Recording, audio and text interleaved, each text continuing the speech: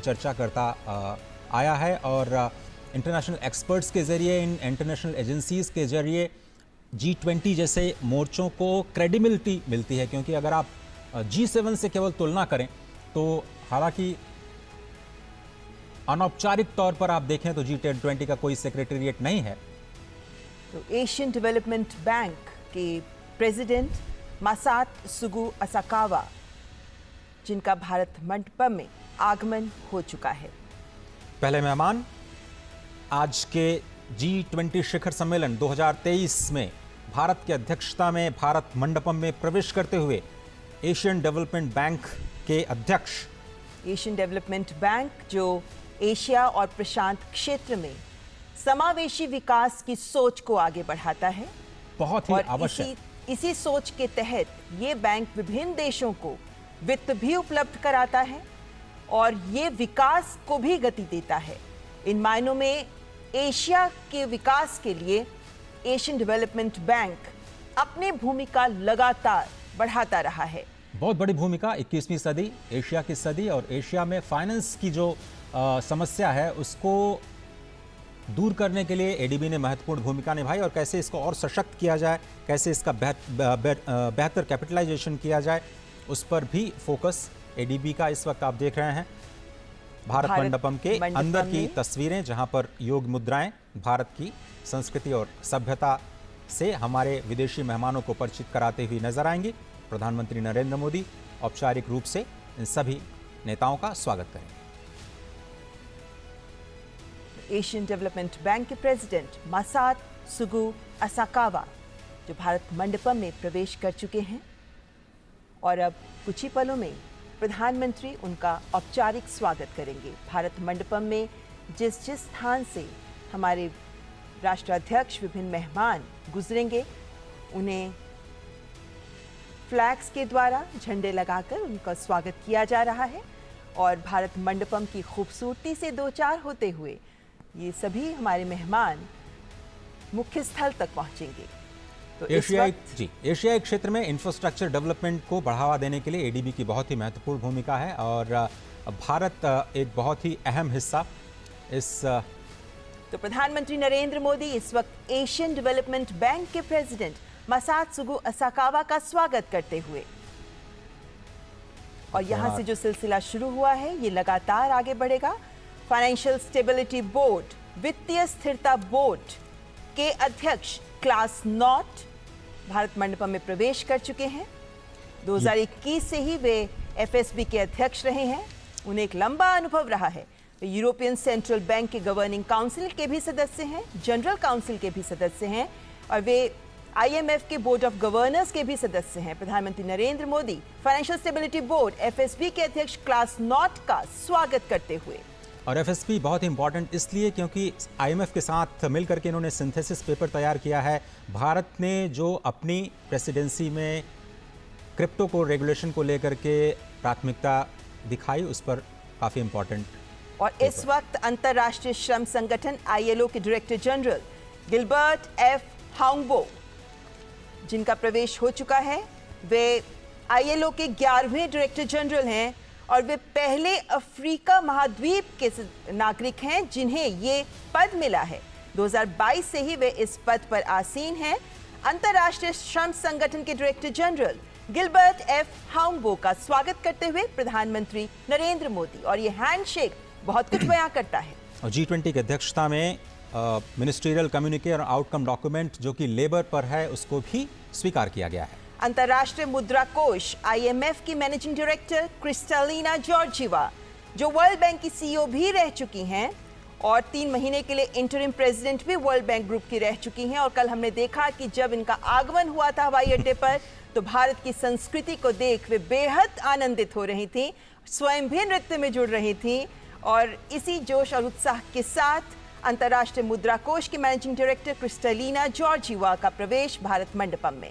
अरे बड़ा ही important statement इन्होंने दिया कल ही कि इंडिया जो है एक शाइनिंग एग्जाम्पल है in a world of facing many uncertainties and the robust economic growth is primarily rooted in the significant structural reforms that India have overtaken. प्रधानमंत्री नरेंद्र मोदी आईएमएफ के चीफ का स्वागत करते हुए और आईएमएफ की अध्यक्षता में बहुत सारे मुद्दों पर मंथन हुआ और भारत की प्रेसिडेंसी की जो प्राथमिकताएं हैं, आईएमएफ ने खुल करके उनका स्वागत किया और प्रेसिडेंसी को पूरा समर्थन आईएमएफ ने जताया है। आईएमएफ के कई सारे सिंथेसिस पेपर भी G20 लीडर्स की समीक्षा के लिए पहुंच चुके हैं। तो विभिन्न राष्ट्राध्यक्षों का पहुंचना जारी। संयुक्त राष्ट्र के सेक्रेटरी जनरल एंटोनियो गुटेरेस, जो इससे पहले United Nations high commissioner for refugees के कमिश्नर भी रह चुके हैं, 10 साल तक वे वंचित और संवेदनशील समूहों, उनके मुश्किलों को बहुत करीब से महसूस करते रहे हैं। ये ज्ञात रहे कि जब वो कमिश्नर फॉर रेफ्यूजीज थे, उस वक्त सीरिया, इराक, सूडान, यमन, इनके विस्थापितों का दर्द भी उन्होंने करीब से देखा है। वे पुर्तगाल के प्रधानमंत्री भी रह चुके हैं और सेक्रेटरी जनरल के तौर पर उन्होंने कई महत्वपूर्ण कार्य किए हैं, कई महत्वपूर्ण शुरुआत की हैं। और G20 की अध्यक्षता के लिहाज से यह समझना जरूरी है कि कल ही उन्होंने बड़ा बयान दिया कि यूनाइटेड नेशंस में भी रिफॉर्म के लिए वो तैयार हैं। यूनाइटेड नेशंस के चीफ के तौर पर यह बड़ा बयान, भारत की प्रेसिडेंसी में आना और भारत की प्रेसिडेंसी को समर्थन देना यूनाइटेड नेशंस की तरफ से एक बड़ा बयान। तो प्रधानमंत्री नरेंद्र मोदी इस वक्त सेक्रेटरी जनरल एंटोनियो गुटेरेस का स्वागत करते हुए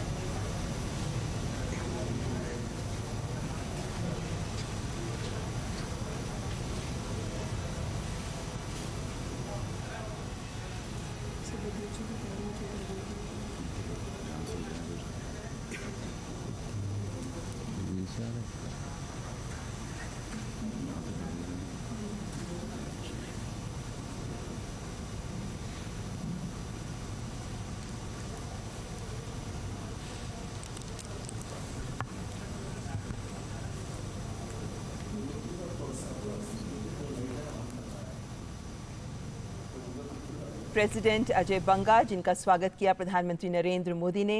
वे पहले श्वेत व्यक्ति हैं जिन्हें आईएमएफ और वर्ल्ड बैंक दोनों की अध्यक्षता उन्होंने संभाली है।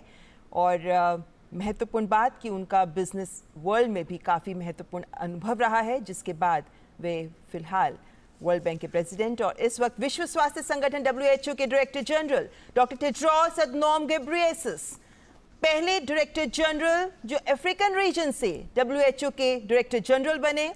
उन्हें मलेरिया पर अनुसंधानकर्ता के रूप में विश्व में पहचाना जाता है और डायरेक्टर जनरल बनने से पहले वे वैश्विक स्वास्थ्य से भी जुड़े रहे हैं। Global fund to fight AIDS, malaria, tuberculosis के भी वे अध्यक्ष रहे हैं। और जिस वक्त कोविड महामारी ने पूरे विश्व को जकड़ लिया था, उस वक्त उनकी अध्यक्षता में WHO ने महत्वपूर्ण कार्य किए और इस स्थिति में विश्व के समक्ष एक महत्वपूर्ण उदाहरण भी प्रस्तुत किया। विश्व स्वास्थ्य संगठन के director general doctor Tedros Adhanom Ghebreyesus. G20 की अध्यक्षता में वन हेल्थ अप्रोच पर एक बड़ा फोकस और WHO की इसमें बहुत ही महत्वपूर्ण भूमिका। वर्किंग ग्रुप की हम बात करें तो भारत की अध्यक्षता में global initiative on digital health, इसको अडॉप्ट किया गया है। वो लीडर्स के समिट के दौरान उसे रखा जाएगा और अगर उसको समर्थन मिलता है तो ये विश्व के स्वास्थ्य को और ज़्यादा समावेशी बनाने के लिए और ज़्यादा एक्सेसिबल बनाने के लिए और ज़्यादा अफोर्डेबल बनाने के लिए बहुत बड़े मील का पत्थर साबित होगा। प्रधानमंत्री नरेंद्र मोदी WHO के director general doctor Tedros Adhanom Ghebreyesus का स्वागत करते हुए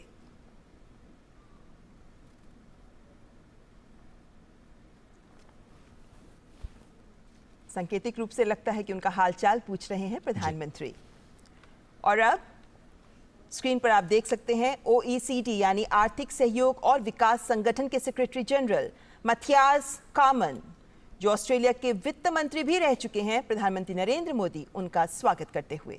इंटरनेशनल टैक्सेशन और कैपेसिटी बिल्डिंग में OECD की बहुत ही महत्वपूर्ण भूमिका, उनके रिपोर्ट से बहुत ज़्यादा मदद मिलती है और जो G20 के वर्किंग ग्रुप हैं उनको अपनी चर्चाओं को और आगे बढ़ाने के लिए बहुत ही इंपॉर्टेंट इंटरनेशनल ऑर्गेनाइजेशंस जो कि इनवाइट किए जाते हैं G20 के सम्मेलन में बहुत ही ख़ास इनपुट्स के लिए, जो डिसीजन मेकिंग में बहुत ही अहम भूमिका निभाते हैं, वैश्विक स्तर पर मुद्दों पर समावेशी विकास को समाहित करने में बहुत ही महत्वपूर्ण भूमिका निभाते हैं। और वर्ल्ड ट्रेड ऑर्गेनाइजेशन के डायरेक्टर जनरल गोजी ओकोंजो इवियाला, जो पहली महिला डायरेक्टर जनरल रही हैं WTO की और पहली अफ्रीकी नागरिक जिन्हें WTO की अध्यक्षता मिली है, गोजी ओकोंजो इवियाला, जो ग्लोबल फाइनेंस एक्सपर्ट हैं, इकोनॉमिस्ट हैं, Asia, Africa, Europe, Latin America, north America में काम करने का इन्हें 40 वर्षों का अनुभव रहा है और अंतर्राष्ट्रीय विकास के विशेषज्ञ इन्हें माना जाता है और फिलहाल WTO की अध्यक्षता संभाल रही हैं। 21वीं सदी के लिए WTO को तैयार करना, WTO में रिफॉर्म, इसकी लगातार बात करता रहा है भारत। और प्रधानमंत्री मोदी ने भी स्पष्ट तौर पर WTO में रिफॉर्म्स की वकालत की और ट्रेड एंड इन्वेस्टमेंट की वर्किंग ग्रुप में WTO मिनिस्ट्रियल मीटिंग में भारत इस मुद्दे पर लगातार बात करता रहा है कि विकासशील देशों को, ग्लोबल साउथ की आवाज़ को WTO में और ज़्यादा तरजीह दी जानी चाहिए। मार्केट एक्सेस में जो विकसित देश हैं, विकासशील देशों की मदद करें। प्रधानमंत्री Narendra Modi goji Okonjo इवियाला WTO के डायरेक्टर जनरल का स्वागत करते हुए।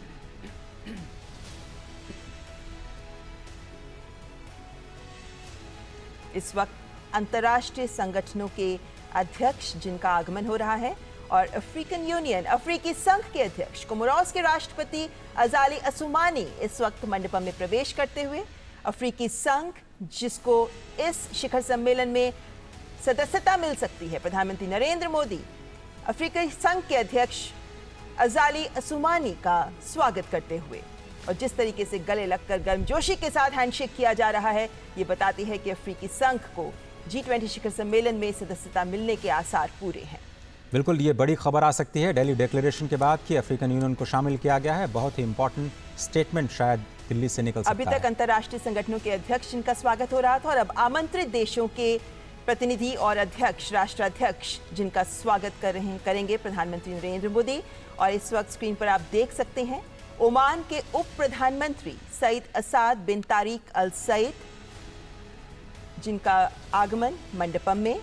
ओमान की कैबिनेट में सुल्तान के बाद दूसरे सबसे वरिष्ठ अधिकारी उप प्रधानमंत्री ही होते हैं और ऐसे में अपने देश ओमान का G20 में आमंत्रित देश के तौर पर प्रतिनिधित्व कर रहे हैं ओमान के उप प्रधानमंत्री।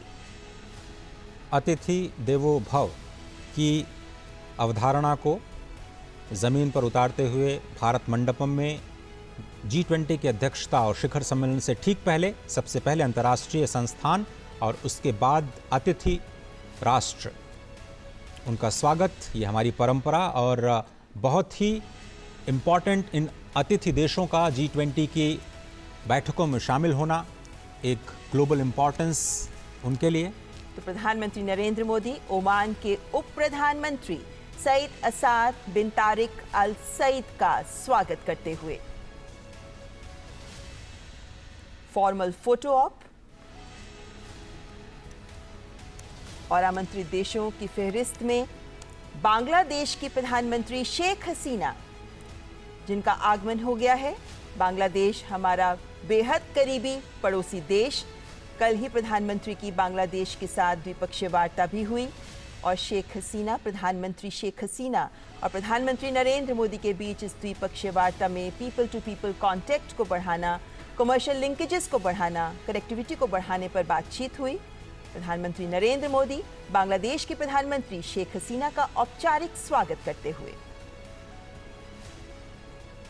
पड़ोसी देशों के साथ भारत सदा ही अपने रिश्तों को प्रगाढ़ करने में जुटा रहता है और ऐसे में बांग्लादेश, जिनसे हम सीमाएं साझा करते हैं, हमारा एक महत्वपूर्ण पड़ोसी देश। और अब मॉरिशस के प्रधानमंत्री प्रविंद जुगन्नाथ स्क्रीन पे आप देख सकते हैं। इजिप्ट के राष्ट्रपति अब्देल फतेह अल सीसी, इजिप्ट जहां पर भारत अपने बहुत ही करीबी रिश्ते साझा करता है और राष्ट्रपति अब्देल फतेह अल सीसी भारत के साथ अपने रिश्तों को प्रगाढ़ करने के लिए कई महत्वपूर्ण कदम उठा चुके हैं। बहुत इंपॉर्टेंट, और आपको ध्यान होगा कि प्रधानमंत्री ने हाल ही में इजिप्ट की यात्रा भी की और दोनों देशों और ऐतिहासिक यात्रा, कई सालों के बाद कोई भारत का प्रधानमंत्री इजिप्ट की यात्रा पर गया और बहुत ही गर्मजोशी के साथ उनका स्वागत किया गया। और मुझे लगता है कि वहीं पे इनविटेशन प्रधानमंत्री ने दिया और इस वक्त तस्वीरें आपकी स्क्रीन पर। प्रधानमंत्री नरेंद्र मोदी इजिप्ट के राष्ट्रपति अब्देल फतेह अल सीसी का स्वागत करते हुए, हैंडशेक करते हुए। कोणार्क के सूर्य मंदिर से प्रभावित ये दृश्य। और इस भारत बात का मंडपम के अंदर। विशेष ख्याल रखा गया है कि जब ये औपचारिक फोटो ऑप हो रहा हो तो भारत की संस्कृति की इस अमूल्य धरोहर का भी एक उदाहरण विश्व के साथ रहे। और इस वक्त मॉरिशस के प्रधानमंत्री प्रविंद जुगन्नाथ मंडपम में प्रवेश कर चुके हैं। मॉरिशस के साथ भी भारत की कल द्विपक्षीय वार्ता हुई। प्रधानमंत्री नरेंद्र मोदी ने मॉरिशस के प्रधानमंत्री के साथ द्विपक्षीय वार्ता की और इस वक्त दोनों देशों के कूटनीतिक संबंधों के 75 वर्ष का जश्न भी मनाया जा रहा है। और द्विपक्षीय वार्ताओं में भी फिनटेक, ढांचागत विकास, सांस्कृतिक आदान प्रदान पर भी जोर रहा, क्योंकि मॉरिशस पहला ऐसा देश है अफ्रीकी महाद्वीप का जिसके साथ सेपा भी एग्रीमेंट पर भी आगे हम बढ़ चुके हैं। इसको भी हम साझा करते हैं, तो दोनों देशों के बीच के रिश्ते बेहद महत्वपूर्ण। भारतीय मूल के कई नागरिक मॉरिशस में अपने कारोबारी संबंधों को आगे बढ़ाते हुए स्पष्ट तौर पर नजर आते हैं और मॉरिशस को टैक्स ट्रीटीज के लिहाज से भारत के संदर्भ में काफ़ी महत्वपूर्ण देश के रूप में देखा जाता है। प्रधानमंत्री नरेंद्र मोदी मॉरिशस के प्रधानमंत्री प्रविंद जगन्नाथ का स्वागत करते हुए विभिन्न देशों के राष्ट्राध्यक्ष जिनका आगमन इस वक्त भारत मंडपम में जारी है, और नीदरलैंड्स के प्रधानमंत्री मार्क रूट, नीदरलैंड्स जो आमंत्रित देशों की फहरिस्त में शामिल है, और नीदरलैंड्स के साथ भारत का आदान प्रदान महत्वपूर्ण स्तर पर होता रहता है। नीदरलैंड्स की जो वाटर मैनेजमेंट की प्रैक्टिसेस हैं, एग्रीकल्चर की प्रैक्टिसेस हैं, वो पूरी दुनिया के लिए एक मिसाल है। और राष्ट्रपति जब यहाँ की यात्रा पर थे तो बहुत सारे बायलैटरल्स के जरिए दोनों देशों के कारोबारी संबंधों को और मजबूत बनाने की कोशिश की गई थी। और नीदरलैंड्स के प्रधानमंत्री जिस मुस्कुराहट के साथ आगे बढ़े और गले लगकर प्रधानमंत्री के साथ उन्होंने गर्मजोशी से किया, उसके साथ देख सकते हैं कि दोनों देशों के संबंधों में जो गर्मजोशी है ये उसका उदाहरण प्रस्तुत करता है। तो प्रधानमंत्री नरेंद्र मोदी नीदरलैंड्स के प्रधानमंत्री मार्क रूट का स्वागत करते हुए, जैसा हम जानते ही हैं, प्रधानमंत्री नरेंद्र मोदी की विभिन्न देशों के राष्ट्राध्यक्षों के साथ एक अलग ही केमिस्ट्री होती है और जिनके साथ उनकी मुलाकात होती भी रहती है। ऐसे में ये राष्ट्राध्यक्ष जब प्रधानमंत्री से मिलते हैं तो ये गर्मजोशी हमें देखने को मिलती है। इस हैंडशेक में जो गर्मजोशी है, इस हैंडशेक में जो स्ट्रेंथ है, वो आपसी रिश्तों को भी बेहतर बनाती है। और इस वक्त नाइजीरिया के राष्ट्रपति बोला अहमद तिनुबू,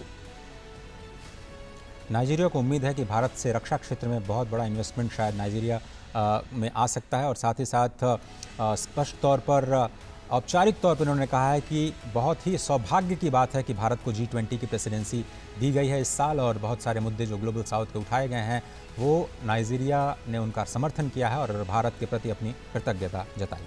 और अफ्रीका का एक बेहद महत्वपूर्ण सबसे बड़ी अर्थव्यवस्था माना जाता है नाइजीरिया को। इन मायनों में नाइजीरिया एक बेहद महत्वपूर्ण देश अफ्रीका का, और नाइजीरिया के राष्ट्रपति का G20 में एक आमंत्रित देश के रूप में इस G20 शिखर सम्मेलन में शामिल होना भी बेहद महत्वपूर्ण संकेत देता है। और नाइजीरिया के राष्ट्रपति का भारत आना, और प्रधानमंत्री नरेंद्र मोदी इस वक्त नाइजीरिया के राष्ट्रपति बोला अहमद तिनुबू का स्वागत करते हुए, और स्पष्ट तौर पर नाइजीरिया बहुत ही उत्साहित होगा क्योंकि बहुत सारे इन्वेस्टमेंट्स के इंटरेस्ट्स लगातार आने शुरू हो गए हैं। ऑटो सेक्टर में कुछ बड़ी उम्मीदें, कुछ बड़े ऐलान भी हुए हैं बीते दिनों। सिंगापुर के प्रधानमंत्री ली शिएन लूंग, और हम जानते हैं कि सिंगापुर के प्रधानमंत्री के साथ प्रधानमंत्री नरेंद्र मोदी बहुत बेहतर केमिस्ट्री रखते हैं, और ऐसे में सिंगापुर के प्रधानमंत्री का भी एक आमंत्रित देश के तौर पर G20 शिखर सम्मेलन में शामिल होना स्वाभाविक है। तो सिंगापुर के प्रधानमंत्री का आगमन, आसियान समिट के दौरान भी प्रधानमंत्री ने जिक्र किया सिंगापुर का स्पष्ट तौर पर, और सिंगापुर से जो भारत सीखना चाहता है उस स्मार्ट सिटीज़ का जो प्रोजेक्ट है, फाइनेंसिंग सिटीज़ ऑफ टुमारो को लेकर के जो कॉन्फ्रेंस हुई गांधीनगर में, उसमें सिंगापुर की बहुत ही अहम भूमिका रही। गिफ्ट सिटी जो बनाया गया है गांधीनगर में, उसमें भी सिंगापुर एक अहम भागीदार के रूप में सामने आया है। तो सिंगापुर के प्रधानमंत्री ली शिएन लूंग का स्वागत किया प्रधानमंत्री ने, और विभिन्न देशों के राष्ट्राध्यक्षों का आगमन जारी है और उनका औपचारिक स्वागत प्रधानमंत्री नरेंद्र मोदी के द्वारा 18वें G20 शिखर सम्मेलन के दौरान किया जा रहा है। और ये योग वॉल जिसके आगे से सभी राष्ट्राध्यक्ष गुजर रहे हैं, महत्वपूर्ण। स्पेन की उपराष्ट्रपति नाडिया कैल्विनो सेंटामारिया।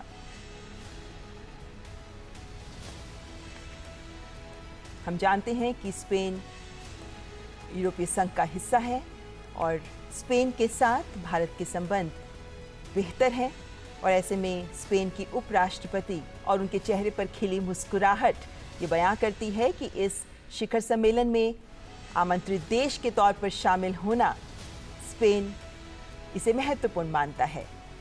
दोनों देशों के बीच स्किल्ड वर्कफोर्स के आदान प्रदान को लेकर के काफ़ी ज़्यादा उत्सुकता दिखाई दे रही है और स्पष्ट तौर पर जो G20 में बातचीत चल रही है, लेबर फोर्स के किसी भी तरह के मूवमेंट को बढ़ावा देने के लिए जो एक आम सहमति, एक वैश्विक सहमति बनाई जाए, उसमें भारत और स्पेन दोनों ही देशों को फायदा होने की उम्मीद। प्रधानमंत्री नरेंद्र मोदी स्पेन की उपराष्ट्रपति नाडिया कैल्विनो सेंटामारिया का स्वागत करते हुए हैंडशेक करते हुए।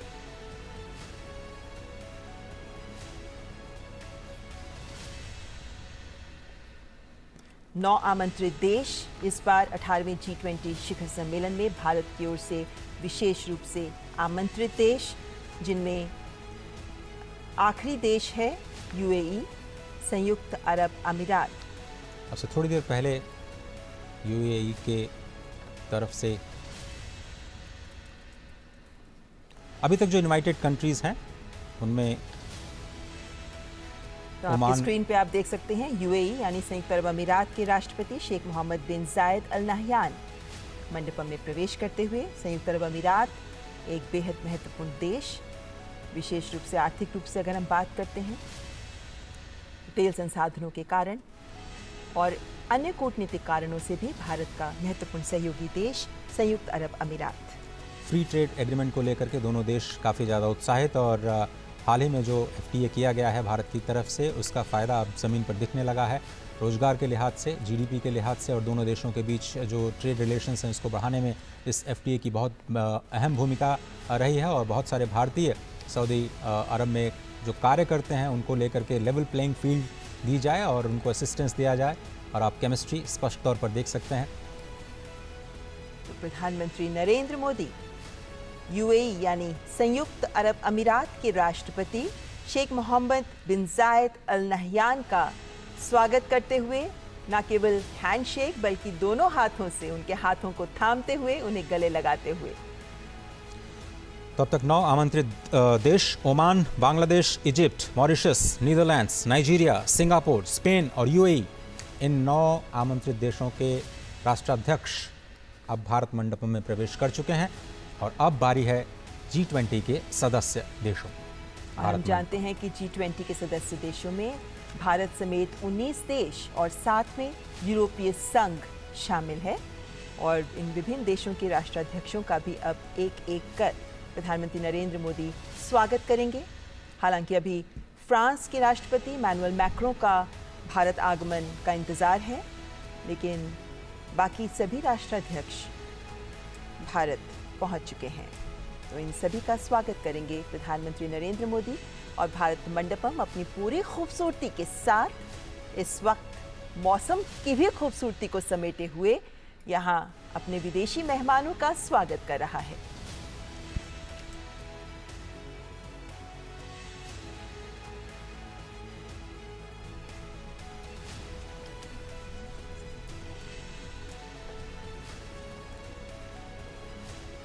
और G20 सदस्य देशों में सबसे पहले मेक्सिको के आर्थिक मामलों की मंत्री राकेल बुएनरोस्ट्रो सेंचेज।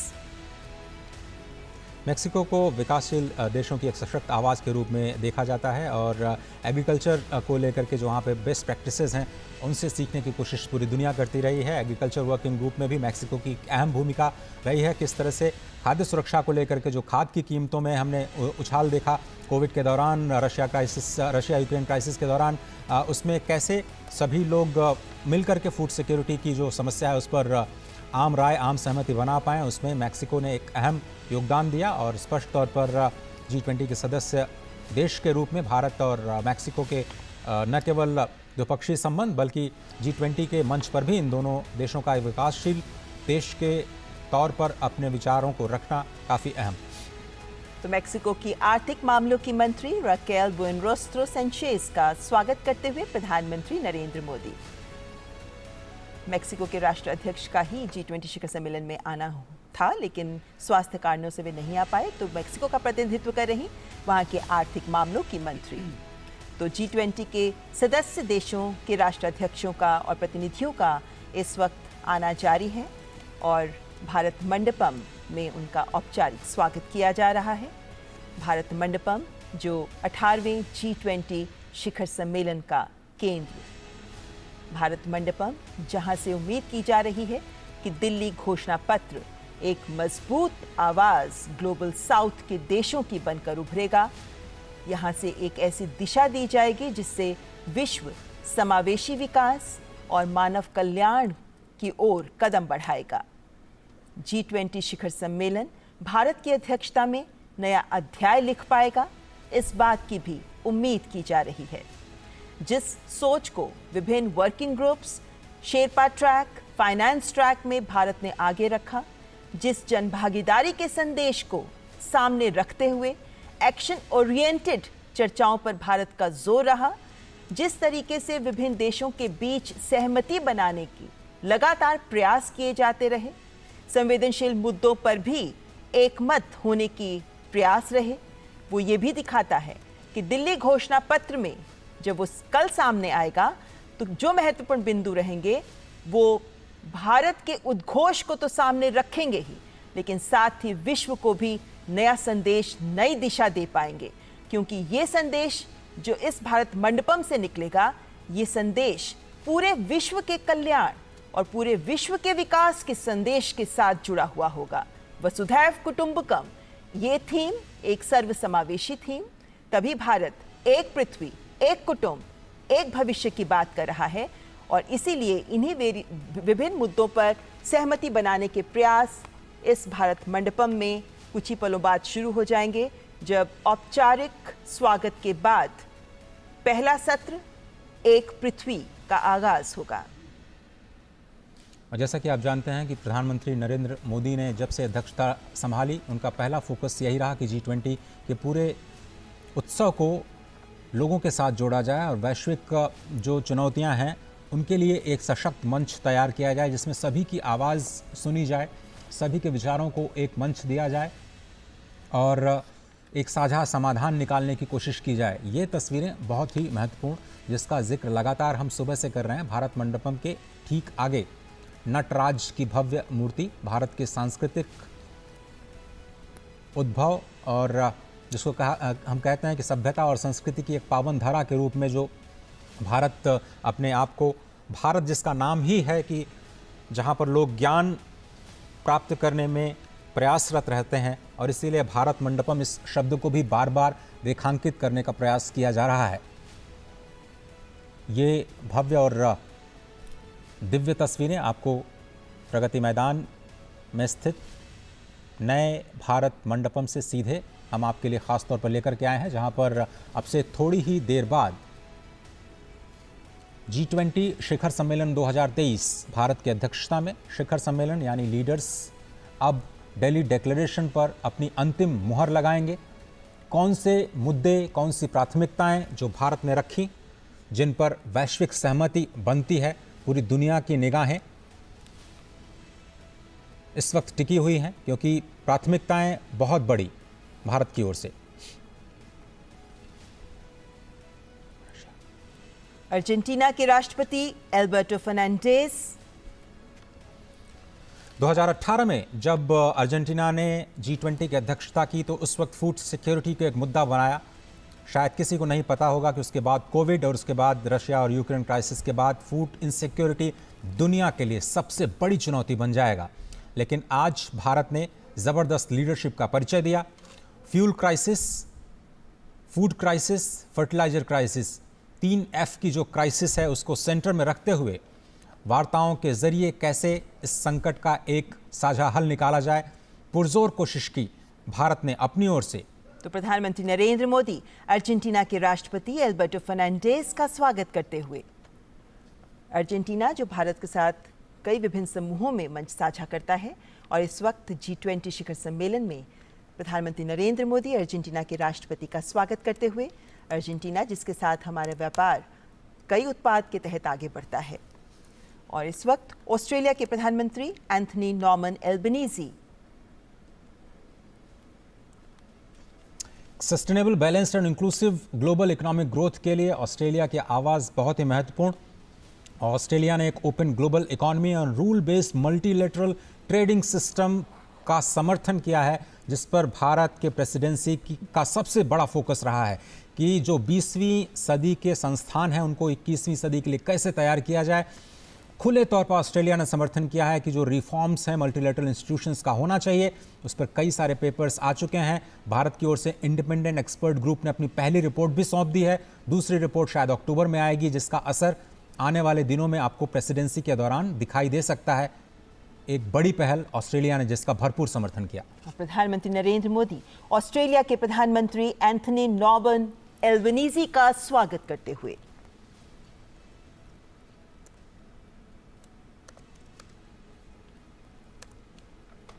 ऑस्ट्रेलिया जिसके साथ भारत अपने संबंधों को विभिन्न स्तरों पर आगे बढ़ा रहा है और इस वक्त ऑस्ट्रेलियन प्रधानमंत्री एंथनी एल्बनीजी का प्रधानमंत्री ने स्वागत किया। और इस वक्त G20 के सदस्य देशों के राष्ट्राध्यक्ष, जिनमें कनाडा के प्रधानमंत्री जस्टिन पियर जेम्स ट्रूडो का आगमन। G20 शिखर सम्मेलन पर आने से पहले जस्टिन ट्रूडो ने कई महत्वपूर्ण बयान दिए हैं, लेकिन देखना होगा कि G20 शिखर सम्मेलन में जो चर्चाएं आगे बढ़ेंगे उनमें कनाडा के प्रधानमंत्री क्या पक्ष लेते हैं। तो कनाडा के प्रधानमंत्री जस्टिन पियर जेम्स ट्रूडो का स्वागत करते हुए प्रधानमंत्री नरेंद्र मोदी। और भारत ने स्पष्ट तौर पर कहा है कि जो राजनीतिक या भू राजनीतिक परिस्थितियां हैं उनको भारत ने G20 के विकास के मुद्दे पर हावी नहीं होने दिया। और यही शायद भारत के G20 प्रेसिडेंसी की सबसे बड़ी सफलता कही जा सकती है, क्योंकि ऐसा लग रहा था बहुत सारे देशों को कि शायद भारत कहीं दबाव में झुक न जाए, लेकिन भारत ने स्पष्ट तौर पर किसी का भी बिना कोई पक्ष लिए निष्पक्ष तौर पर इस अध्यक्षता को स्पष्ट तौर पर एक लीडरशिप के तौर पर संभाला। और भारत ने अपनी ओर से बिल्कुल साफ कर दिया कि वो किसी भी तरह के जो भू राजनीतिक परिस्थितियां हैं उनको इस वार्ता पर हावी नहीं होने देगा, क्योंकि ये एक मंच है वैश्विक विकास के मुद्दों को समाधान देने का, एक साझा हल ढूंढने का। और इस वक्त यूरोपियन यूनियन कमीशन की president Ursula von der Leyen. जैसा कि आपको पता है कि 19 देशों के साथ यूरोपियन यूनियन कमीशन बहुत ही इंपॉर्टेंट, और भारत और यूरोपियन यूनियन के बीच इस वक्त हम फ्री ट्रेड एग्रीमेंट की बात कर रहे हैं। सबसे बड़ा ब्लॉक आप देखें, भारत के कारोबारी संबंध लगातार प्रगाढ़ होते रहे हैं। 2018 के बाद देखें तो जो हिस्सेदारी है भारत की European Union as a bloc के साथ, वो करीब करीब दोगुनी हो गई है। 8% से बढ़कर के 18% की हिस्सेदारी कारोबार में स्पष्ट तौर पर नजर आई है। और यूरोपियन यूनियन के साथ कारोबारी संबंधों को और ज़्यादा मजबूत बनाना द्विपक्षीय तौर पर ये भारत की प्राथमिकता। फ्री ट्रेड एग्रीमेंट पर हम बात कर रहे हैं, बायलैटरल एंगेजमेंट्स भी होने हैं प्रधानमंत्री नरेंद्र मोदी के साथ, लेकिन G20 में यूरोपियन यूनियन की महत्वपूर्ण भूमिका। पूरे यूरोप की तरफ से एक मात्र सदस्य जो पूरे यूरोप का प्रतिनिधित्व करता है G20 के इस बहुत ही खास मंच का। तो यूरोपियन यूनियन की कमीशन की president Ursula von der Leyen, जिनका प्रधानमंत्री नरेंद्र मोदी के द्वारा स्वागत किया जा रहा है। यूरोपियन यूनियन काउंसिल की तरफ से उर्सुला वॉन डेर लायन, और यूरोपियन यूनियन कमीशन की तरफ से यूरोपियन यूनियन काउंसिल के प्रेसिडेंट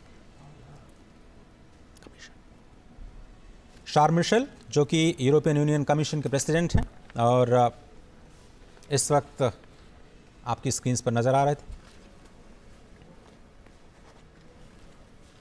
यूरोपियन यूनियन काउंसिल के प्रेसिडेंट शार्ल्स मिशेल, जिनका स्वागत प्रधानमंत्री नरेंद्र मोदी के द्वारा। यूरोपियन यूनियन G20 में फिलहाल इकलौता संघ, जिसके बाद अफ्रीकी संघ के शामिल होने के बाद कह सकते हैं कि G20 में 2 संघ हो जाएंगे, 19 देश और 2 संघ। लेकिन फिलहाल 19 देशों के साथ G20 में यूरोपियन यूनियन एक संघ के तौर पर शामिल है।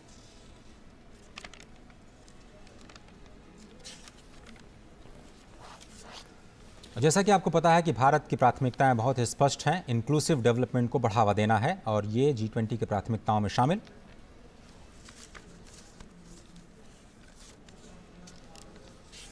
जर्मनी के चांसलर ओलाफ शॉल्स का आगमन।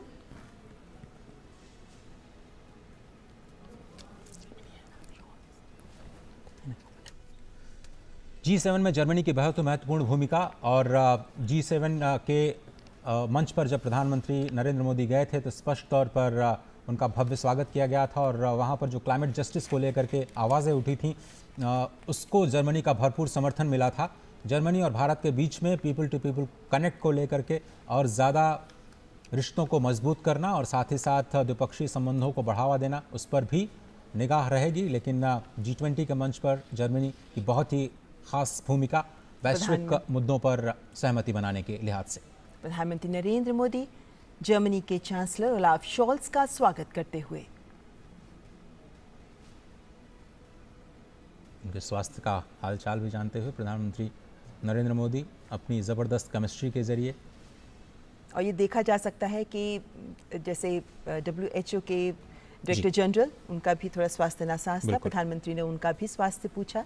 लेकिन ये भी दिखाता है महत्व G20 शिखर सम्मेलन का, जहां विभिन्न राष्ट्राध्यक्षों और संगठनों के अध्यक्षों के द्वारा ये प्रयास किया गया है कि वे इसमें ज़रूर शिरकत करें, ज़रूर शामिल हों, क्योंकि इस वक्त का G20 शिखर सम्मेलन इस दौर में पूरा विश्व वक्त के उस मुहाने पर खड़ा है जब चुनौतियां बहुत भीषण हैं और चुनौतियां बहुत मुखर हैं। ऐसे में इस कठिन वक्त में विश्व को अगर आगे लेकर जाना है तो उसमें इस G20 शिखर सम्मेलन में लिए गए निर्णय महत्वपूर्ण भूमिका निभाएंगे। और इसीलिए इस वक्त जो औपचारिक स्वागत आमंत्रित देशों के राष्ट्राध्यक्षों का, G20 सदस्य देशों का और अंतर्राष्ट्रीय संगठनों के अध्यक्षों का किया जा रहा है, ये भी दिखाता है कि इनका यहाँ आना, इस शिखर सम्मेलन में इन सभी संगठनों और राष्ट्रों के अध्यक्षों की उपस्थिति हमारे लिए भी मायने रखती है, G20 के लिए भी मायने रखती है। भारत मंडपम जो बेसब्री से प्रतीक्षा कर रहा है उन मेहमानों की जिनका भी आगमन का इंतज़ार है, और विभिन्न राष्ट्राध्यक्ष जो अब से कुछ ही देर बाद जब फॉर्मल सेशंस शुरू होंगे तो गंभीर समस्याएं विश्व के सामने जो उपस्थित हैं उन पर मंथन करेंगे, उन पर चिंतन करेंगे, ताकि इन चर्चाओं और इस विमर्श से कुछ ठोस नतीजे सामने आ सकें। ऐसे नतीजे जो एक्शन ओरिएंटेड हों, ताकि विभिन्न देश सामूहिक जिम्मेदारी निभाते हुए इन निर्णयों को लेकर आगे बढ़ सकें। सामूहिक जिम्मेदारी सर्वसमावेशी विश्व के विकास की, सामूहिक जिम्मेदारी वैश्विक चुनौतियों से निपटने की, सामूहिक जिम्मेदारी वसुधैव कुटुंबकम के तहत एक पृथ्वी, एक कुटुंब, एक भविष्य के मंत्र को साकार करने की। और इस वक्त इटली की प्रधानमंत्री जॉर्जिया मेलोनी, जो इटली की पहली महिला प्रधानमंत्री हैं, मात्र 15 वर्ष की आयु में वे इटालियन सोशल मूवमेंट से जुड़ गई थीं। 21 वर्ष की आयु में ही वे रोम की काउंसलर चयनित हो गई थीं। 29 वर्ष की आयु में ही वे सांसद भी बन गई थीं और 2022 में ही उन्होंने इटली के प्रधानमंत्री पद को संभाला। 2020 में जब इटली ने G20 की अध्यक्षता संभाली, उस वक्त कोविड-19 का जो क्राइसिस था वो काफ़ी अपनी जड़ें जमा चुका था। ऐसे में रोम डिक्लेरेशन, जिसमें स्वास्थ्य को लेकर के एक साझे प्रयास के तौर पर जो प्रेसिडेंसी की थी, इटली ने उसे काफ़ी सराहा गया था और इटली ने भी भरपूर समर्थन दिया है भारत की G20 प्रेसिडेंसी का। केमिस्ट्री आपकी स्क्रीन पर। प्रधानमंत्री नरेंद्र मोदी इटली की प्रधानमंत्री जॉर्जिया मेलोनी का स्वागत करते हुए। सस्टेनेबल डेवलपमेंट गोल्स को लेकर के दोनों देश लगातार एक दूसरे का सहयोग करते हुए स्पष्ट तौर पर नजर आते रहे हैं। और जिस तरह से हम लगातार आपको बता रहे हैं कि G20 प्रेसिडेंसी पूरी अभी तक जो देखी है हमने 1 दिसंबर 2022 से महत्वपूर्ण स्तंभों पर नजर आती हुई। जापान के प्रधानमंत्री फुमियो किशिदा जो पूर्व प्रधानमंत्री शिंजो आबे की सरकार में विदेश मंत्री भी रह चुके हैं 2012 से 2017 तक, और इसीलिए भारत के साथ संबंधों को वे पूरी तरह और बेहतरीन तरीके से परिभाषित कर रहे हैं। जापान एक महत्वपूर्ण देश है हमारे लिए, जिसके साथ हम विभिन्न मंचों पर हम सहयोगी के तौर पर काम करते हैं। और जापान ने पूरा समर्थन दिया है भारत का ग्लोबल साउथ के लीडर के तौर पर। स्पष्ट तौर पर जब ऐसा कहने में संकोच नहीं होना चाहिए कि जब भारत और चीन की बात आती है तो जापान हमेशा भारत के पक्ष में खड़ा रहा है। कई अंतर्राष्ट्रीय मंचों पर जापान ने खुल करके भारत का समर्थन किया है, भारत के विचारों का, और भारत के पक्ष में अपने विचार रखे हैं। प्रधानमंत्री नरेंद्र मोदी जापान के प्रधानमंत्री फुमियो किशिदा का स्वागत करते हुए। विभिन्न सहयोगी देश और शिखर सम्मेलन में एक महत्वपूर्ण आयाम ये रहता है कि भारत जहां G20 शिखर सम्मेलन की अध्यक्षता कर रहा है, तो वहीं विभिन्न सदस्य देशों के साथ संबंध प्रगाढ़ करने का भी ये महत्वपूर्ण अवसर होता है। ऐसे में लगभग 15 बायलैटरल्स भी प्रधानमंत्री की प्लान्ड हैं, जिनमें से कल हमने देखा कि 3 देशों के साथ द्विपक्षीय वार्ताएं हुई, जिसके बाद आज भी सबकी नजरें रहेंगी, जब उम्मीद की जा रही है कि यूके, जर्मनी, फ्रांस के साथ भी और अन्य देशों के साथ भी प्रधानमंत्री द्विपक्षीय वार्ताएं करेंगे। और इस वक्त दक्षिण कोरिया के राष्ट्रपति यून सुक यो दोनों देशों के बीच मित्रता की 50वीं वर्षगांठ दोनों ही देश मनाते हुए और एक स्पेशल कैंपेन G20 से ठीक पहले चलाया गया, जिसमें दोनों देश एक साझी विरासत, विश्वास की विरासत को आगे ले जाने पर सहमत हुए हैं, मित्रता को और प्रगाढ़ करते हुए। और G7 समिट में भी प्रधानमंत्री नरेंद्र मोदी की मुलाकात इनसे हुई और अब G20 का मंच तैयार। और पूरे साल हमने सहयोग देखा कोरिया का भारत की तमाम प्राथमिकताओं पर, और स्पष्ट तौर पर सांस्कृतिक लिहाज से दोनों देश और ज़्यादा करीब आते हुए। तो दक्षिण कोरिया के राष्ट्रपति यून सुक योल, जिनका स्वागत कर रहे हैं प्रधानमंत्री नरेंद्र मोदी, तो कई सदस्य देश जिनके आगमन का इंतजार, और प्रधानमंत्री नरेंद्र मोदी विशेष रूप से इस औपचारिक स्वागत कार्यक्रम को आगे बढ़ाते हुए G20 शिखर सम्मेलन, जिससे पूरे विश्व को उम्मीदें हैं, और जिन देशों को यहाँ G20 शिखर सम्मेलन में जिनके फ्लैग्स हम देख सकते हैं मंडपम के बाहर सजे हुए, लेकिन इन सभी देशों के ऊपर जिम्मेदारी है, ये जिम्मेदारी है कि इस शिखर सम्मेलन से कुछ ठोस निकलकर सामने आए, कुछ ऐसा निकलकर सामने आए जो विश्व के विकास को गति दे सके। इस वक्त कोविड महामारी से कितने ही देश हैं जो उबर रहे हैं। इस वक्त कोविड महामारी के बाद विभिन्न देशों की अर्थव्यवस्थाएं चरमराई हुई हैं। ऐसे में सभी देशों को एकजुट होकर आगे बढ़ने का आह्वान कर रहा है भारत, इस भारत मंडपम से। और इस वक्त दक्षिण अफ्रीका के राष्ट्रपति एम सिरिल रामाफोसा एक महत्वपूर्ण शख्सियत हैं। श्री एम सिरिल रामाफोसा, जो रंग भेद विरोधी कार्यकर्ता रहे हैं, ट्रेड यूनियन के नेता रहे हैं, पेशे से व्यापारी भी रहे हैं। 2014 से 2018 तक आप दक्षिण अफ्रीका के उपराष्ट्रपति रहे और अब दक्षिण अफ्रीका के राष्ट्रपति के पद पर विराजमान। और G20 शिखर सम्मेलन में दक्षिण अफ्रीका के राष्ट्रपति एम सिरिल रामाफोसा का आगमन।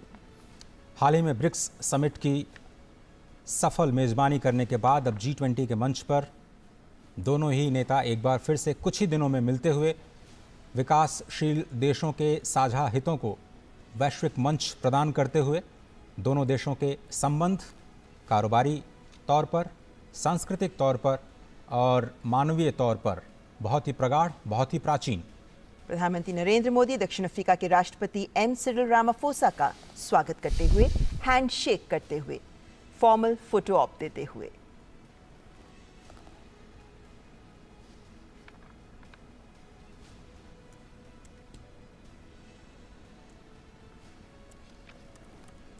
भारत मंडपम की खूबसूरती इस मौसम में देखते ही बनती है। विशेषकर रात के वक्त जब ये रोशनी से जगमगा उठता है, तब ये उम्मीद की जाती है कि ये रोशनी पूरे विश्व को रोशन करेगी। और ऐसे में आज जब मौसम भी बेहद सुहावना है, ये दिखाता है कि दिल्ली मौसम के साथ भी तैयार है अपने गणमान्य अतिथिगण का स्वागत करने के लिए। ये विभिन्न देशों के राष्ट्राध्यक्ष जो शक्तिशाली नेता हैं, और ये विभिन्न राष्ट्र जो वैश्विक अर्थव्यवस्था में शक्तिशाली राष्ट्र के रूप में विराजमान हैं, इन सभी राष्ट्रों का और राष्ट्राध्यक्षों का एक ही मंच पर आज उपस्थित होना महत्वपूर्ण संकेत। और इस वक्त तुर्की के राष्ट्रपति रिसेप तैयप एर्दोआन का भारत मंडपम में आगमन। 2003 से 2014 तक आप तुर्की के प्रधानमंत्री रहे हैं, इससे पहले आप इस्तांबुल के मेयर भी रहे हैं और अब तुर्की के राष्ट्रपति के तौर पर महत्वपूर्ण जिम्मेदारी निभाते हुए और G20 के मंच पर अपने देश को प्रस्तुत करते हुए। तुर्की ने 2015 में G20 की अध्यक्षता संभाली थी और उस वक्त इंक्लूसिवनेस, इन्वेस्टमेंट और इम्प्लीमेंटेशन के 3I के इर्द गिर्द पूरी की पूरी प्रेसिडेंसी तुर्की की थी। और भारत की प्रेसिडेंसी में इंक्लूसिव एक पहला एजेंडा जिसको कहा जा सकता है और एक्शन ओरिएंटेड जो हमारा अंतिम एजेंडा है जिसको आप इम्प्लीमेंटेशन के साथ जोड़ सकते हैं, तो दोनों ही प्रेसिडेंसी में काफ़ी समानता दिखाई देती हुई और बहुत ही। और 2015 में जब तुर्की की अध्यक्षता में G20 शिखर सम्मेलन हुआ था, तब W20 विमेन 20 का भी एंगेजमेंट ग्रुप जिसका निर्माण किया गया था, जिसका गठन किया गया था और वहीं से महिला विमर्श के मुद्दों को भी आगे बढ़ाया गया, जिससे पहले G20 में कोई महिलाओं के मुद्दे पर विमर्श का अलग से कोई समूह नहीं था। तो तुर्की के राष्ट्रपति रिसेप तैयप एर्दोआन का स्वागत करते हुए प्रधानमंत्री नरेंद्र मोदी। इंक्लूसिवनेस की जब भी बात होती है, महिलाओं की भागीदारी बहुत ही महत्वपूर्ण। और इस वक्त आप देख सकते हैं यूनाइटेड किंगडम के प्रधानमंत्री ऋषि सुनक का आगमन भारत मंडपम में। भारतीय मूल के पहले व्यक्ति जो यूनाइटेड किंगडम के प्रधानमंत्री पद तक पहुंचे हैं, पहले ब्रिटिश एशियन जिन्होंने पद संभाला है।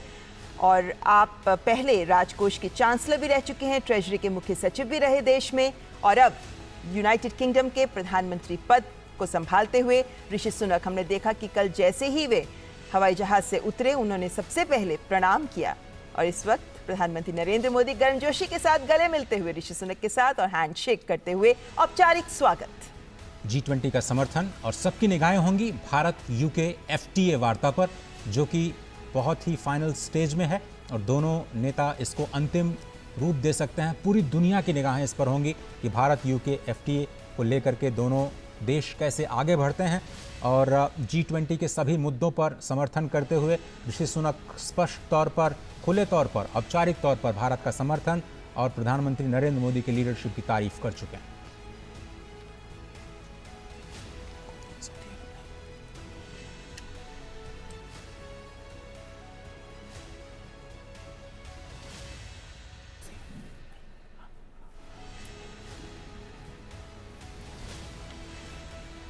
रूस के विदेश मंत्री सर्गेई लावरोव का भी आगमन। व्लादिमीर पुतिन नहीं आ पाए, उनकी जगह सर्गेई लावरोव रूस का प्रतिनिधित्व करते हुए। रूस एक शक्तिशाली देश जिसकी आवाज़ G20 शिखर सम्मेलन में महत्वपूर्ण रहेगी, बहुत ही महत्वपूर्ण रहेगी और शायद पूरी दुनिया ये देखना चाहेगी कि रूस का क्या रुख रहा है भारत की प्राथमिकताओं को लेकर के और भारत की प्रेसिडेंसी में जो रशिया के कंसर्न्स हैं फूड सिक्योरिटी के मोर्चे पर या दूसरे जियोपॉलिटिकल टेंशन के मोर्चे पर, उसको फाइनल डिक्लेरेशन में किन शब्दों में परिभाषित किया जाएगा, क्योंकि यही वो पैराग्राफ होगा रशिया यूक्रेन क्राइसिस को लेकर के जिसमें सभी लोग ये पढ़ना चाहेंगे, रीड बिटवीन द लाइंस करना चाहेंगे कि क्या कुछ भारत की प्राथमिकताओं में शामिल रहा है। और अगर हम बाली डिक्लेरेशन की बात करें तो भारत का कहना है कि हम इस मुद्दे को बाली डिक्लेरेशन में जो अडॉप्ट किया गया था नेताओं के द्वारा, उसको वहीं पर छोड़ना चाहते हैं और G20 की प्रेसिडेंसी में भारत विकास के मुद्दों को शामिल करना चाहता है, उस पर फोकस करना चाहता है, क्योंकि ये एक इकोनॉमिक फोरम है। जियोपॉलिटिकल टेंशंस को स्थान देने का इस फोरम, इसे एक मंच नहीं बनाया जा सकता, इसलिए ये मुद्दा बहुत ही इंपॉर्टेंट रहने वाला है। और लगातार हम कल से देख रहे हैं कि फॉरेन मीडिया भारतीय प्रतिनिधियों से भी बात कर रहा है कि कैसे इस मुद्दे को देखा जाएगा। और वैसे देखें तो बाली डिक्लेरेशन में भी रूस यूक्रेन संघर्ष के मुद्दे पर अंत में जाकर सहमति बन पाई थी, जिसके बाद सही शब्दों के साथ पंक्तियों को जोड़ा गया था और बाली डिक्लेरेशन सामने आया था। लेकिन उम्मीद की जा रही है कि इस बार भारत जिस तरीके से पूरे विश्व के विकास की बात कर रहा है, ऐसे में विभिन्न देश अपने सोच और एजेंडे को एक तरफ रखते हुए विश्व की बेहतरी के लिए एकजुट होने का आह्वान में भारत के साथ जुड़ेंगे। इस बात की उम्मीद की जा रही है क्योंकि भारत भी लगातार, जब से भारत ने अध्यक्षता संभाली है, भारत इन प्रयास में लगा रहा है कि विभिन्न देशों की अलग अलग आवाज़ों को कैसे एक साथ एक मत किया जाए और ऐसे में विभिन्न देशों को चर्चाओं में भी साथ जोड़ने का प्रयास भारत का रहा है।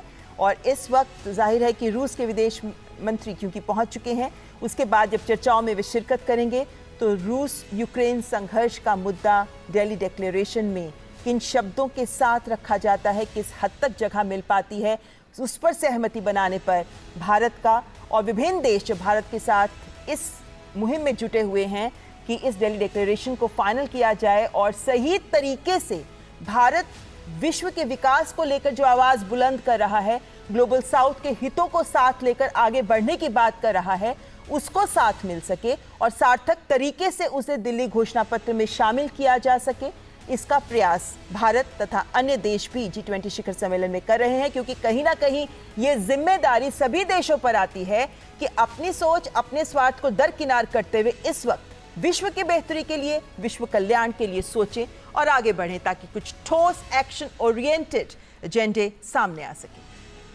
तो भारत नहीं चाहता कि G20 को मंच बनाया जाए इस तरह की भू राजनीतिक जो टिप्पणियां हैं उसको लेकर के। बहुत सारे देशों ने ये कोशिश की दबाव बनाने की कि रशिया को लेकर के भारत की प्रेसिडेंसी की ओर से दबाव बनाया जाए। भारत ने दो टूक मना कर दिया कि ये एक विकास से संबंधित मुद्दों पर विचार विमर्श करने का मंच है और इसको कूटनीतिक मसलों के लिए इस्तेमाल नहीं किया जा सकता और भारत कम से कम ऐसा नहीं करने देगा। बहुत सारे मुद्दों पर ज़रूर बात हुई और अंत तक ये मुद्दा हमने अपनी प्राथमिकता में शामिल रखा कि जो विकास के मुद्दे हैं वो कहीं पीछे न रह जाएं। और इस वक्त ट्रॉयका देशों के राष्ट्राध्यक्ष जिनमें इंडोनेशिया के राष्ट्रपति जोको विदोदो का भारत मंडपम में आगमन, इंडोनेशिया जो पहले अध्यक्ष रहा है ट्रॉयका, यानी वे 3 देश ट्रॉयका में शामिल होते हैं जिससे अध्यक्षता भारत ने ली और जिसे भारत अध्यक्षता देगा, यानी ब्राजील। और इस वक्त इंडोनेशिया के राष्ट्रपति जोको विदोदो का आगमन हो चुका है। आसियान समिट के दौरान प्रधानमंत्री नरेंद्र मोदी ने इंडोनेशिया की अध्यक्षता का पूरा समर्थन किया और G20 के लिए समर्थन की बात की। आसियान के मोर्चे पर भी उस मंच पर भी उन्होंने G20 के प्राथमिकताओं का जिक्र किया और उन्होंने कहा कि ये सदी एशिया की है, ये सदी हम सब की है और इसलिए जो free and open Indo Pacific है उस पर फोकस करना आसियान क्षेत्र को बहुत ही आवश्यक।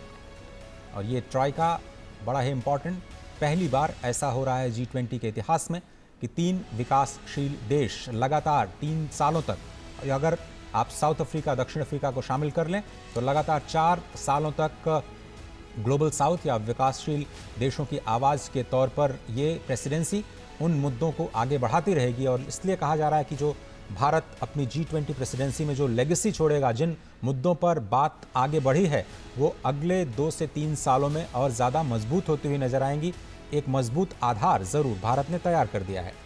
और विभिन्न कार्य समूहों की बैठकों पर अगर नज़र डालें, विभिन्न आउटकम डॉक्यूमेंट्स पर भी अगर नज़र डालें तो ये पाते हैं कि हर वर्किंग ग्रुप में, एंगेजमेंट ग्रुप में, या अगर हम स्टैक्स की बात करते हैं तो भारत ने हर जगह ये कोशिश की है कि कुछ नया, कुछ बेहतर, कुछ अधिक बेहतर स्तर देकर एंगेजमेंट ग्रुप्स और वर्किंग समूहों के दौरान कुछ आउटकम्स बेहतर सामने आए। ऐसे में स्टार्टअप 20 की शुरुआत करना या फिर महिलाओं के मुद्दों पर वर्किंग ग्रुप की घोषणा करना, कुछ महत्वपूर्ण और ठोस पहल के माध्यम से भारत ये सुनिश्चित कर रहा है कि सभी वर्गों का, सभी देशों का कल्याण हो सके।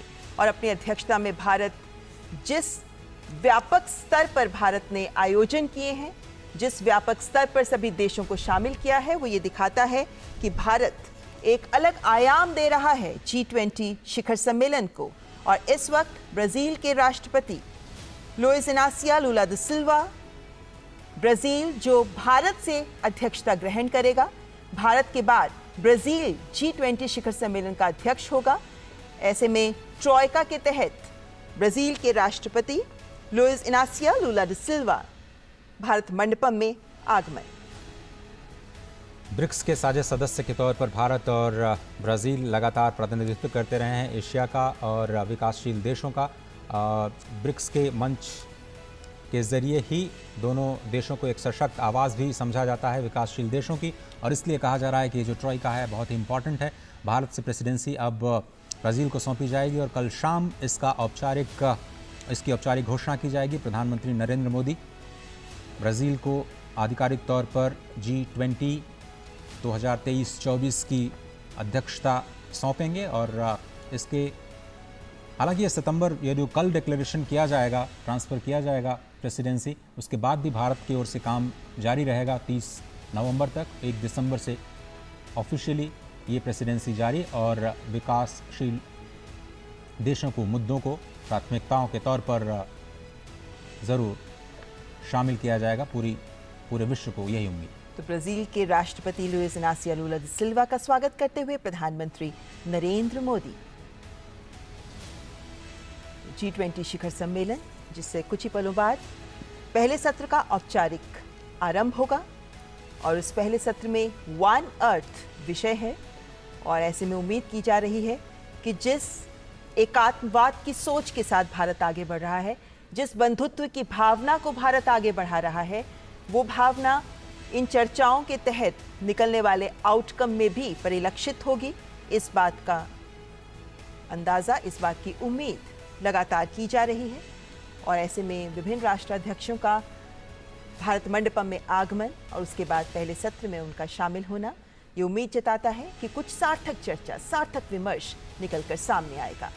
हम जानते हैं कि शेरपा ट्रैक पहले ही विभिन्न बिंदुओं पर, विभिन्न मंचों पर, विभिन्न एंगेजमेंट ग्रुप्स और वर्किंग ग्रुप्स के सजेशंस, रिकमेंडेशंस को साथ लेकर डॉक्यूमेंट्स तैयार कर चुका है जिस पर मुहर लगाएंगे विभिन्न राष्ट्राध्यक्ष।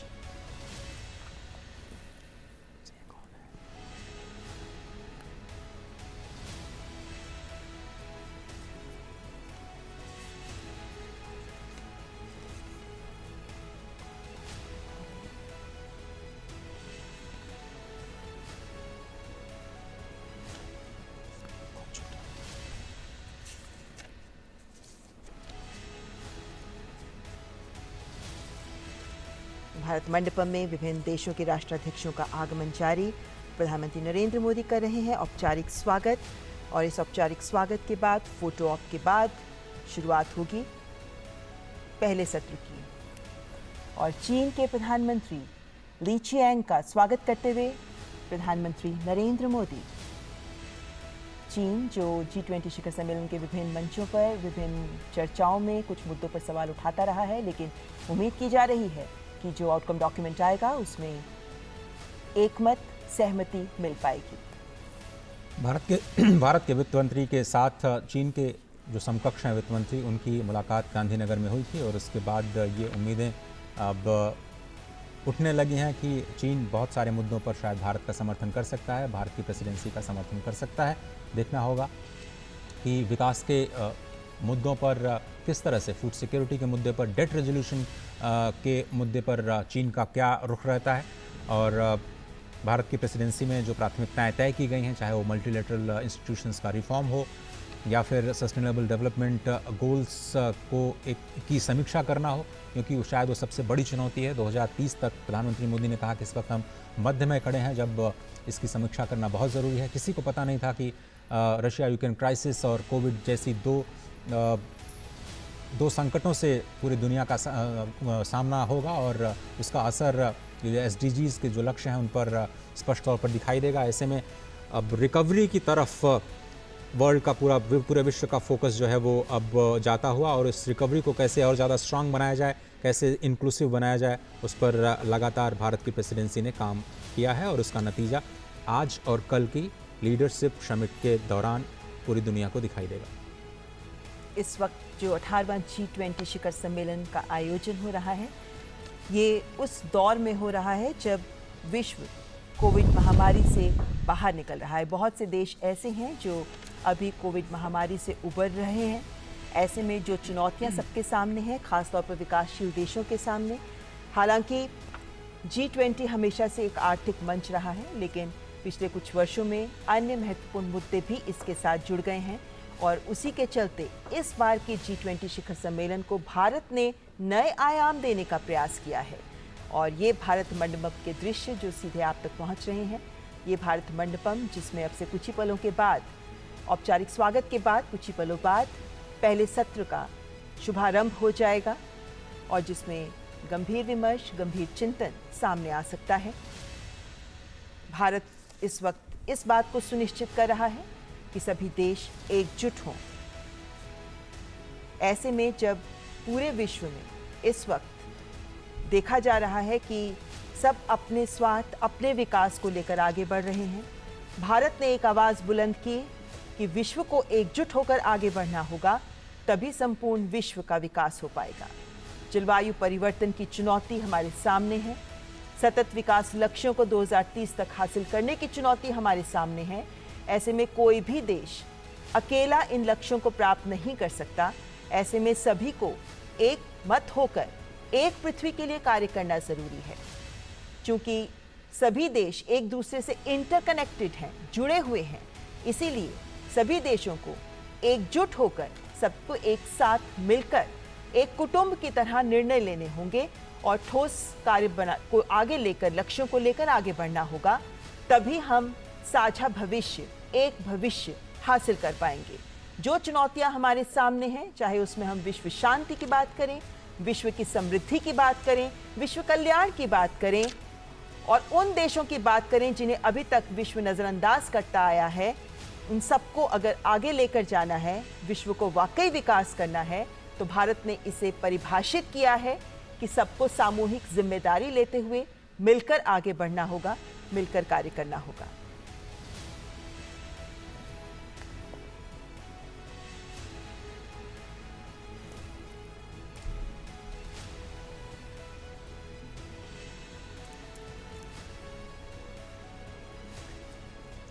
और भारत मंडपम से सीधे तस्वीरें आप देख रहे हैं और औपचारिक स्वागत का कार्यक्रम अब समाप्त हो चुका है। G20 शिखर सम्मेलन 2023 अब अपने पहले सत्र की ओर धीरे धीरे कदम आगे बढ़ाता हुआ, जहां वन अर्थ पर चर्चा होनी है। पहले सत्र में 3 फोकस, 3 सत्र और फिलहाल जो देशों के राष्ट्राध्यक्षों का आगमन का इंतजार इस वक्त हो रहा है और भारत मंडपम में पहले सत्र के औपचारिक आरंभ से पहले प्रधानमंत्री नरेंद्र मोदी के द्वारा विभिन्न राष्ट्राध्यक्षों का औपचारिक स्वागत का सिलसिला जारी। स्टूडियो में इस वक्त अंशु जोशी जी हमारे साथ हैं, जेएनयू की प्रोफेसर। बड़ा फोकस, भारत की जो अध्यक्षता है वो अब अंतिम चरण में आ चुकी है अंशु जी। लेकिन यहाँ से हम एक नए अध्याय की शुरुआत होते हुए देख रहे हैं। हम देख सकते हैं कि कितना भव्य आयोजन है, किस पैमाने पर हमने ये आयोजन किया है। हमने 1 लाख से भी ज़्यादा जो प्रतिनिधि और विदेश से आए मेहमान हैं, उनका इस अपने अध्यक्षता के 1 साल में यहाँ स्वागत किया। हमने अपने देश में 60 से भी अधिक शहरों में G20 की 220 से भी ज़्यादा मीटिंग्स का सफलतापूर्वक आयोजन किया। हमने इसमें नए लोग जोड़े। हमने जो पूरे विश्व से आए हुए मेहमान थे, जो विश्व के अलग अलग प्रतिनिधि थे, उन्हें अपनी जनता से जोड़ा। हमने गवर्नमेंट टू पीपल और पीपल टू पीपल कनेक्ट पे बढ़ावा दिया। इसे हमने अपनी अध्यक्षता में करके दिखाया। हमने G20 के मंच के विस्तार की बात की और मुझे लगता है एक बड़ा डेलिब्रेशन ये आ सकता है कि जो अफ्रीकी यूनियन है वो G20 का सदस्य बनाया जाए। अभी तक एक संगठन के रूप में यूरोपियन यूनियन G20 का एक परमानेंट सदस्य है।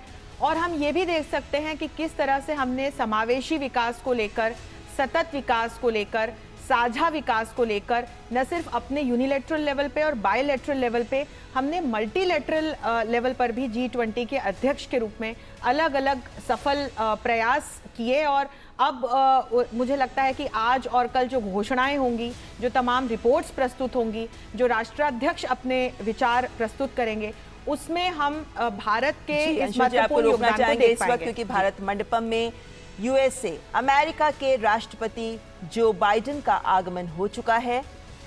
कल हमने देखा कि भारत और अमेरिका के बीच द्विपक्षीय वार्ता भी हुई और कल हमने ये भी देखा कि कैसे अमेरिका के राष्ट्रपति जब दिल्ली पहुंचे तो सबसे पहले वो सीधे प्रधानमंत्री के आवास गए और वहां उन्होंने प्रधानमंत्री नरेंद्र मोदी के साथ मुलाकात की और दोनों देशों के बीच जो वार्ता हुई उसके बाद कुछ ठोस परिणाम जो सामने आए उसमें दोनों देशों के बीच के द्विपक्षीय संबंधों को जो पहलू परिभाषित करते हैं, जिसमें तकनीक भी शामिल है, जिसमें इनोवेशन भी शामिल है, जिसमें आर्थिक और व्यापार के मुद्दे भी शामिल हैं, इन्हें आगे बढ़ाने को लेकर प्रतिबद्धता दोबारा से जाहिर की गई। और ऐसे में G20 शिखर सम्मेलन से पहले भी अमेरिका की ओर से लगातार जो बयान आते रहे हैं वो ये दिखाते हैं कि G20 शिखर सम्मेलन में भारत जिस सोच को लेकर आगे बढ़ रहा है उसमें अमेरिका भारत का पूरा समर्थन कर रहा है। तो अमेरिका के राष्ट्रपति जोसेफ आर बाइडेन, जिनका भारत मंडपम में आगमन। और अमेरिका के पहले स्टेट विजिट के दौरान जिन मुद्दों की शुरुआत प्रधानमंत्री मोदी ने की थी उसको और आगे बढ़ाते हुए दोनों ही नेता अपने द्विपक्षीय वार्ता के दौरान और G20 के मंच पर भी जो वैश्विक मुद्दे हैं, भारत की प्राथमिकता के मुद्दे हैं, अमेरिका ने उनका खुल करके स्वागत किया है। मल्टीलेटरल एजेंसीज इंस्टीट्यूशंस में रिफॉर्म्स के मुद्दे पर अमेरिका स्पष्ट तौर पर भारत का समर्थन करता हुआ नजर आया है। UNSC की स्थायी सदस्यता का भी अमेरिका ने खुले तौर पर समर्थन किया है और ये स्पष्ट तौर पर अमेरिका कहता आया है कि अगर दुनिया की ग्रोथ को सस्टेनेबल बनाना है तो भारत को नज़रअंदाज नहीं किया जा सकता। बदलते हुए परिदृश्य में दुनिया की सोच को बदलना ही होगा और दुनिया की सबसे पुरानी डेमोक्रेसी, दुनिया की सबसे बड़ी डेमोक्रेसी और जब प्रधानमंत्री नरेंद्र मोदी अमेरिका गए थे तब भी हमने देखा कि किस तरीके से उनका स्वागत करते हुए राष्ट्रपति और फर्स्ट लेडी ने प्रधानमंत्री के दोनों तरफ से हाथ पकड़ के वे उन्हें अपने आवास के अंदर लेकर गए थे। और वो ये दिखाता है कि दोनों देशों के राष्ट्राध्यक्षों के बीच कितने मधुर, कितने करीबी संबंध हैं। और प्रधानमंत्री नरेंद्र मोदी इस वक्त पीछे चित्रित इस चित्र को राष्ट्रपति जो बाइडेन को एक्सप्लेन करते हुए कि इसके मायने क्या हैं। समय का चक्र हमेशा चलता रहता है। एक सांकेतिक बयान कह सकते हैं इसे, लेकिन हाँ, प्रधानमंत्री नरेंद्र मोदी जिस तरीके से हमारे देश की संस्कृति में गौरव महसूस करते हैं और इसको सबके सामने रखते हैं, वो ये दिखाता है कि भारत जैसा सांस्कृतिक रूप से समृद्ध और विविध देश विभिन्न मंचों पर इस समृद्ध भारत की विरासत को प्रदर्शित करना महत्वपूर्ण है, क्योंकि ये भी भारत की एक ताकत है।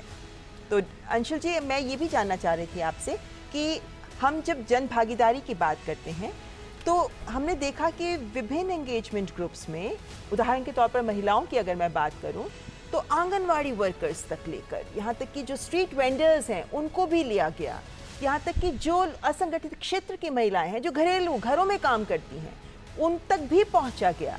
तो क्या ये भी साबित करता है कि भारत का एक ये भी प्रयास है कि जो कुछ स्टेप्स, जो कुछ निर्णय सामने आए वो जमीनी स्तर पर लोगों के जीवन को बदल सके, उसे प्रभावित कर सके, ताकि वो जो बदलाव की बात की जाती है विश्व में वो बड़े बड़े ऐलान नहीं, छोटे छोटे कदमों से सामने आए। और इस वक्त आपको रोकना चाहूंगी फिर, क्योंकि इस वक्त हम स्क्रीन पर दिखा सकते हैं आपको कि सऊदी अरब के किंग सलमान बिन अब्दुल अजीज अल सऊद का भारत मंडपम में आगमन। अब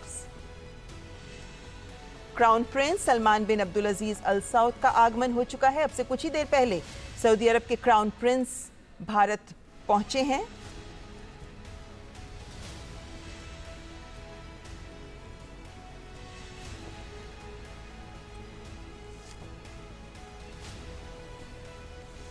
सऊदी अरब के क्राउन प्रिंस मोहम्मद बिन सलमान भारत मंडपम पहुंच चुके हैं और इस वक्त कुछ ही देर पहले हमने देखा कि उनका भारत में आगमन हुआ था और सऊदी अरब के क्राउन प्रिंस का स्वागत प्रधानमंत्री नरेंद्र मोदी के द्वारा किया जाएगा भारत मंडपम में।